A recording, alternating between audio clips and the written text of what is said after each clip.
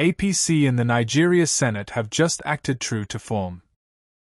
News broke earlier today that our Senate has rejected the electronic transmission of results, dashing any prospect that APC are capable of conducting free, fair, and credible elections in the country.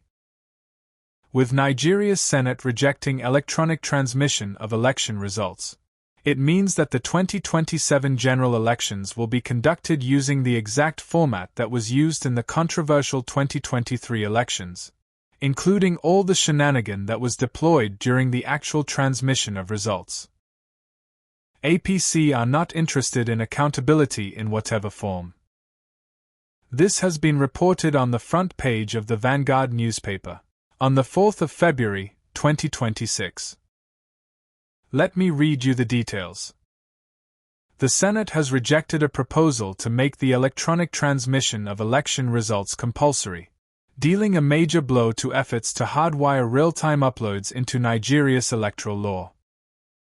Lawmakers on Wednesday, the 4th of February, 2026, voted down an amendment to Clause 63 of the Electoral Amendment Bill, which sought to compel presiding officers of the Independent National Electoral Commission to electronically transmit polling unit results to the IREV portal immediately after Form EC8A is signed and stamped. Instead, the Senate retained the existing provision in the Electoral Act, which gives the Electoral Commission discretion over how results are transmitted.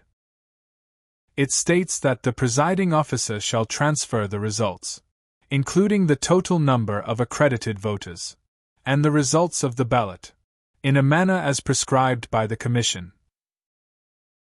The rejection means electronic transmission remains optional rather than mandatory, leaving the procedure to Electoral Commission's operational guidelines, rather than statute.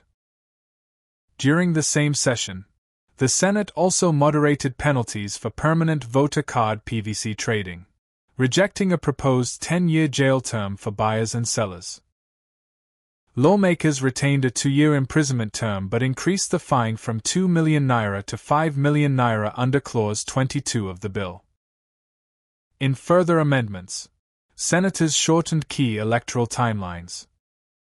Clause 28 was revised to reduce the notice of election period from 360 days to 180 days before polling. Originally, the Electoral Commission was required to publish notices in all states, and the Federal Capital Territory at least 360 days ahead of elections. Similarly, Clause 29 was amended to cut the deadline for political parties to submit their lists of candidates from 180 days to 90 days before a general election. The new provision requires parties to submit names of candidates who emerged from valid primaries no later than 90 days to the poll.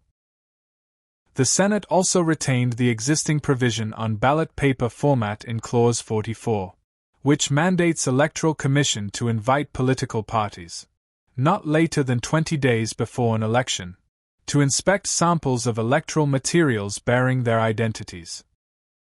Parties are to respond within 2 days indicating approval or objections.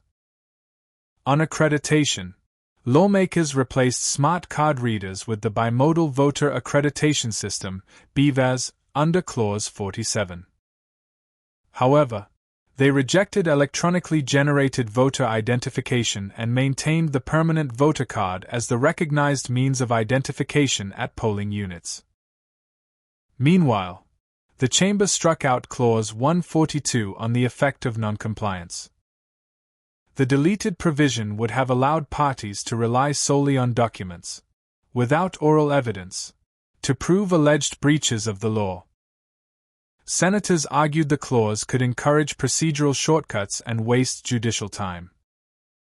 The decisions form part of the Senate's clause-by-clause consideration of the Electoral Amendment Bill, which is expected to reshape Nigeria's electoral framework ahead of future general elections.